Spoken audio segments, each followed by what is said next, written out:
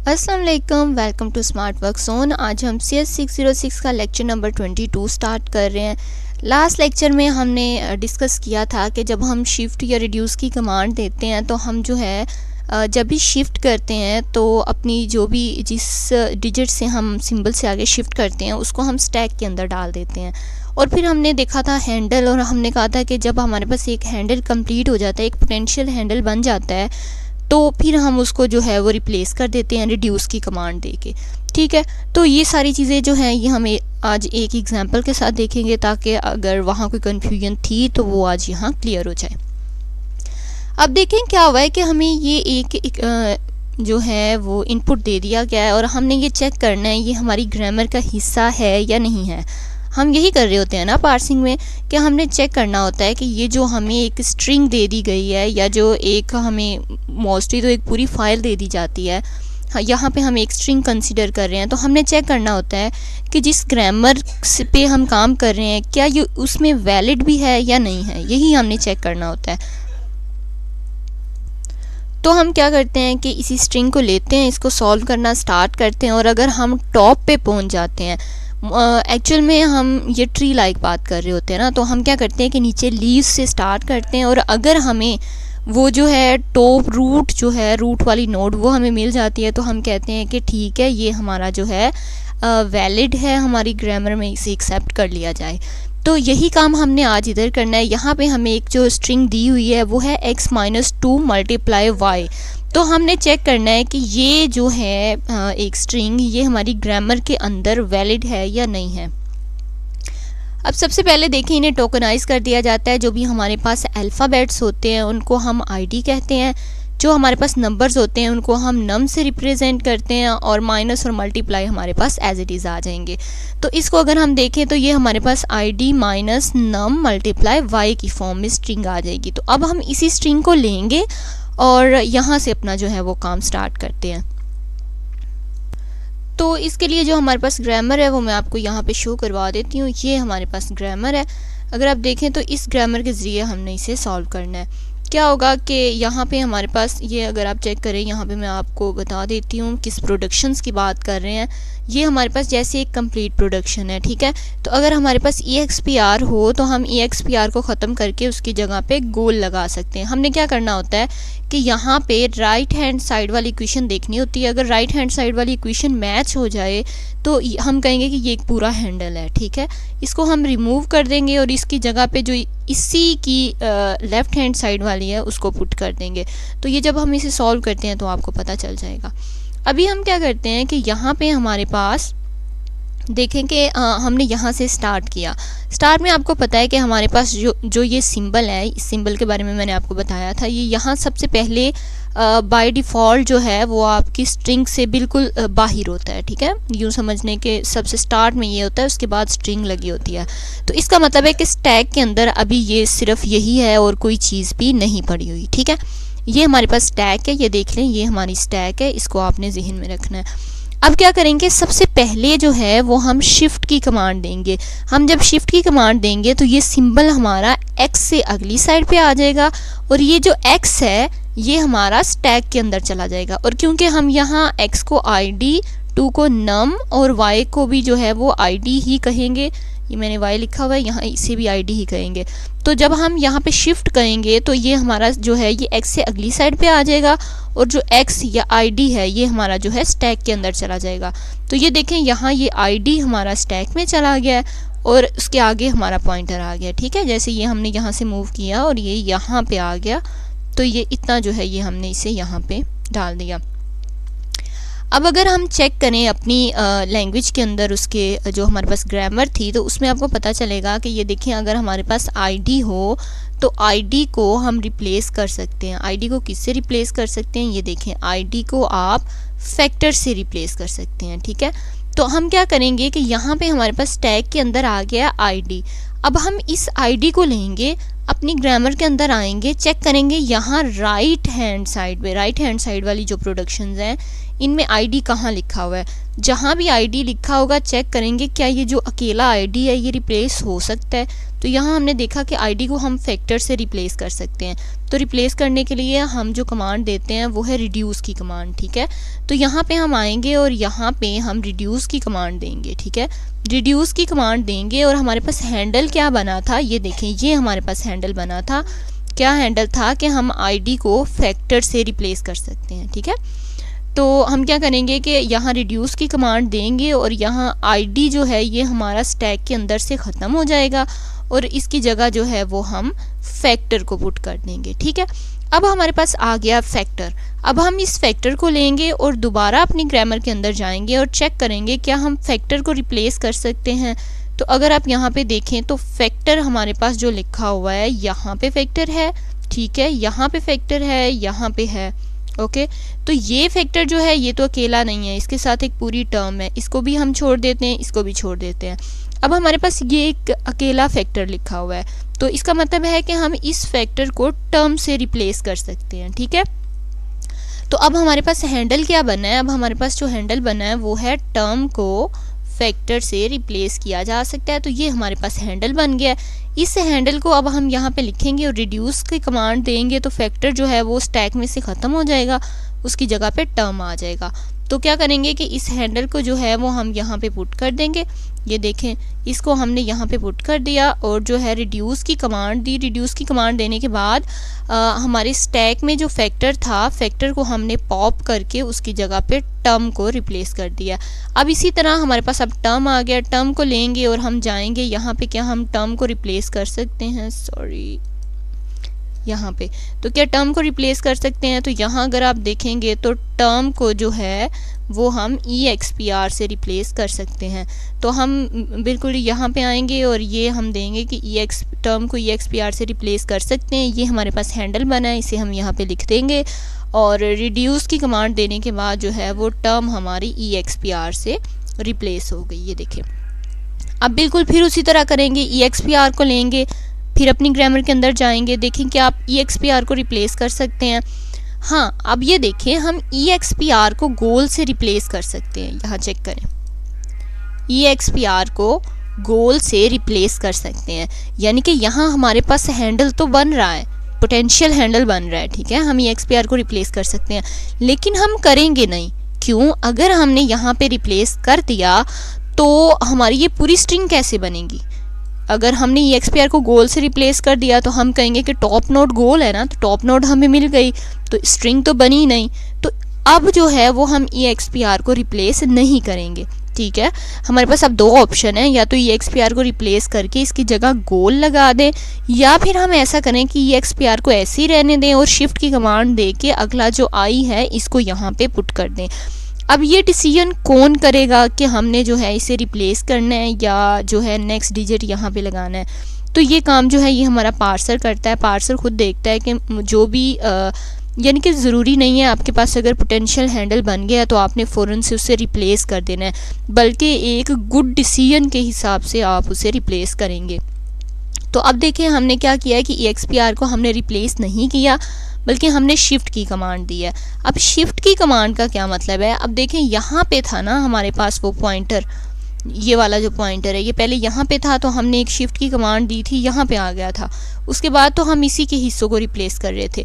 अब हम दोबारा जब शिफ्ट की कमांड देंगे तो ये आ जाएगा माइनस से अगली साइड पे, और माइनस जो है ये यहाँ स्टैक में आ जाएगा, ठीक है। अब स्टैक में आने के बाद हमारे पास बन गया EXPR माइनस। अब हम दोबारा अपनी ग्रामर में जाएंगे और देखेंगे क्या EXPR माइनस को रिप्लेस कर सकते हैं। तो अगर आप यहाँ देखें तो EXPR माइनस को हम रिप्लेस नहीं कर सकते, तब कर सकते हैं जब उसके साथ टर्म होगा। तो इसका मतलब है कि EXPR माइनस को रिप्लेस नहीं कर सकते। तो फिर हम क्या करेंगे कि यहाँ पे आके दोबारा यहाँ पे शिफ्ट की जो है वो कमांड देंगे। तो यहाँ पे था, तो अब यहाँ से शिफ्ट की कमांड देंगे तो यहाँ पे आ जाएगा नम से अगली साइड पे, और ये जो नम है ये भी आपका इधर स्टैक में आ जाएगा, ठीक है। जब भी यहाँ से एक शिफ्ट करेगा तो जो एक यहाँ पे डिजिट है जिसको वो जिसके आगे जा रहा है वो यहाँ स्टैक में आ जाएगा। अब हम चेक करेंगे EXPR माइनस नम को रिप्लेस कर सकते हैं। तो हमने अभी देखा था कि जो हमारे पास ये देखें यहाँ पे हमारे पास जो पोटेंशियल हैंडल बन रहे हैं, यहाँ एंड पे हमारे पास नम है, ठीक है।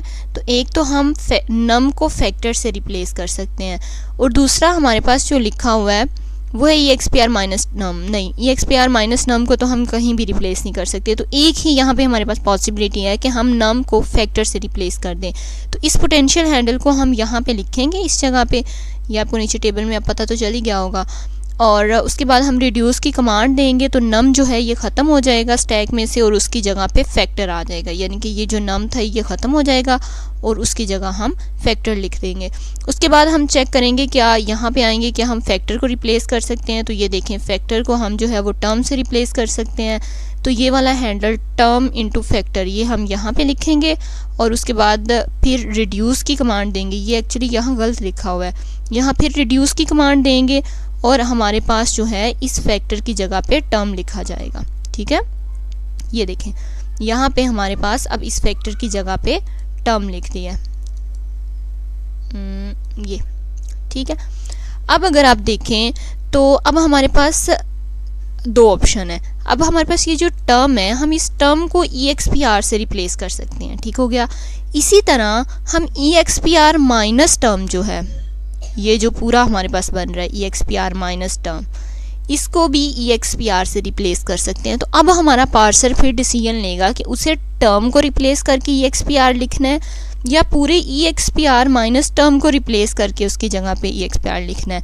या ये भी हो सकता है कि वो ये डिसीजन ले ले कि इस हमने कुछ भी नहीं करना है, इसके आगे हमने जो है वो एक और वैल्यू को शिफ्ट कर देना है। तो इस तरह के जो डिसीजन है ये पार्सर लेता है। ये आगे जाके हम शायद डिस्कस करेंगे कि इस तरह के पार्सर क्यों और किस वजह से लेता है, लेकिन फिलहाल हमने ये देखना है कि उसने करना क्या है।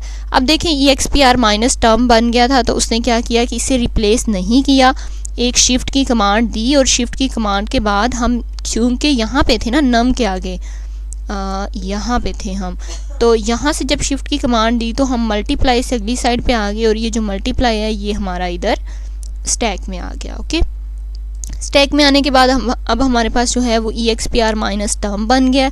अब हम ना तो मल्टीप्लाई को रिप्लेस कर सकते हैं ना मल्टीप्लाई टर्म को रिप्लेस कर सकते हैं इस तरह से। तो हम क्या करेंगे, एक और शिफ्ट की कमांड देंगे और ये हमारा जो है ये इधर y के अगली साइड पे चला जाएगा। और y मैंने आपको बताया था इसको हम ID कहेंगे। तो ये जो ID है ये अब यहाँ पे क्योंकि ये y से अगली साइड पे आ गया ID से, तो ID यहाँ पे स्टैक के अंदर आ जाएगी। अब ये देखें, अब यहाँ पे हमारी स्ट्रिंग कंप्लीट हो गई है। अब स्ट्रिंग क्योंकि कंप्लीट हो गई है तो अब हमने क्या करना है कि अब हमने इसे सिर्फ रिड्यूस करना है। अगर ये रिड्यूस होता जाए और एंड पे हमें $साइन मिल जाए तो इसका मतलब है हमारी जो ग्रामर है उसके अंदर ये एक्सेप्ट हो रहा है। तो अब अगर हम अपनी ग्रामर को अपने सामने रखें तो हम देखेंगे कि सबसे पहले जो हमारे पास चीज़ बनी है यहाँ पे ID, तो क्या ID को रिप्लेस कर सकते हैं। ID को हमने देखा था कि ID को हम जो है वो फैक्टर से रिप्लेस कर सकते हैं। तो हम क्या करेंगे, रिड्यूस की कमांड देंगे और ID की जगह पे फैक्टर लिख देंगे, ठीक हो गया। अब हमारे पास है टर्म इनटू फैक्टर, तो अकेले फैक्टर को भी रिप्लेस कर सकते हैं। ये देखें यहाँ पे हमारे पास जो है वो दो पोटेंशियल हैंडल बन रहे हैं। एक तो ये कि हम फैक्टर को टर्म से रिप्लेस कर सकते हैं और दूसरा ये है कि हम टर्म मल्टीप्लाई बाय फैक्टर को भी टर्म से रिप्लेस कर सकते हैं। और अब हमें पता है कि हमारी स्ट्रिंग कंप्लीट हो गई है तो हम ये जो हमारा पूरा है टर्म इनटू फैक्टर इसको टर्म से रिप्लेस कर देंगे और फिर ये जो है EXPR मल्टीप्लाई जो है हमारे पास टर्म नहीं EXPR माइनस टर्म, ये वाला जो है EXPR माइनस टर्म इसको EXPR से रिप्लेस कर देंगे। ये देखें यहाँ पे, और फिर EXPR को हम गोल से रिप्लेस कर देंगे। और जब हमारे पास गोल मिल जाएगा, मैंने आपको कहा था कि जब हमारा जो टॉप वाली नोड है जो हमारी रूट नोड है वो हमें मिल जाएगी तो तब हम क्या करेंगे, एक्सेप्ट की कमांड दे देंगे। तो अब ये स्ट्रिंग हमारी एक्सेप्ट हो गई है, इसका मतलब ये हमारी ग्रामर के अंदर वैलिड है। बहुत डिटेल से मैंने आपको ये सब बता दिया। इसके बाद यहाँ कोई ज़्यादा चीज़ें नहीं हैं उससे पहले अगर आप ये लेक्चर आपकी हेल्प कर रहा है तो चैनल को ज़रूर सब्सक्राइब कर दीजिएगा। अब ये देखें यहाँ पे हमारे पास कितने पोटेंशियल हैंडल्स बने थे वो चेक करते हैं। जहाँ भी पोटेंशियल हैंडल बना था वहाँ हमने रिड्यूस की कमांड दी थी, ठीक है। तो यहाँ पे हमारे पास जो है रिड्यूस की कमांड्स कितनी हैं वो हम देख लेते हैं। यहाँ ये देखें, हमने यहाँ पे रिड्यूस की कमांड्स दी थी 3 और एक हमने यहाँ किया था 4 और उसके बाद तो यहाँ पे देखें, ठीक है। ये हमारे पास बनी थी जो हैंडल्स थे और ये सारे हैंडल्स हमने यहाँ पे लिख लिए हैं। अब ये देखें यहाँ पे जब हमने हैंडल्स लिख लिए हैं तो यहाँ पे आप चेक करेंगे, देखें हमने बिल्कुल वैसे ही लिखे हैं। जैसे फर्स्ट जो था वो हमारा था फैक्टर इनटू आईडी, ये इसके साथ जो नंबर्स थे ये हमने ख़त्म कर दिए। ये एक्चुअल में नंबर क्या थे, ये देखें जब हम यहाँ पे थे पहली आईडी पे तो हमने यहाँ लिखा 1, ठीक है। उसके बाद फिर जब हम नम पे आए तो नम क्या था कि पहले नंबर पे आईडी था, दूसरे नंबर पे माइनस था और तीसरे नंबर पे नम था, ठीक है। तो हमने नम के साथ लिखा 3, ठीक है। इसी तरह जब हम मल्टीप्लाई पे आएंगे तो इसके साथ 4 लिखेंगे और इस आईडी पे आएंगे तो इसके साथ। तो इस तरह हम जो है वो इसे रिप्लेस कर रहे थे। तो हमने क्या किया है कि इन्हीं पोटेंशियल्स को उठाया, बस इसकी ये साथ जो 1 2 हमने लिखी हुई थी ये ख़त्म कर दिया है। तो इनको उठा के हमने यहाँ पे लिख दिया। अब यहाँ पे एक्चुअल में बताना क्या चाह रहे हैं कि अगर आप यहाँ चेक करें तो ये हमारा जो फर्स्ट वाला पोटेंशियल हैंडल बना था, ये फर्स्ट वाला जो हमारा पोटेंशियल हैंडल था और इसी के साथ जो हमारा 6 वाला पोटेंशियल हैंडल है ये बिल्कुल सेम पोटेंशियल हैंडल बने हैं, है ना। इसी तरह अगर आप चेक करें तो यहाँ पे हमारे पास जो पोटेंशियल हैंडल है हमारे पास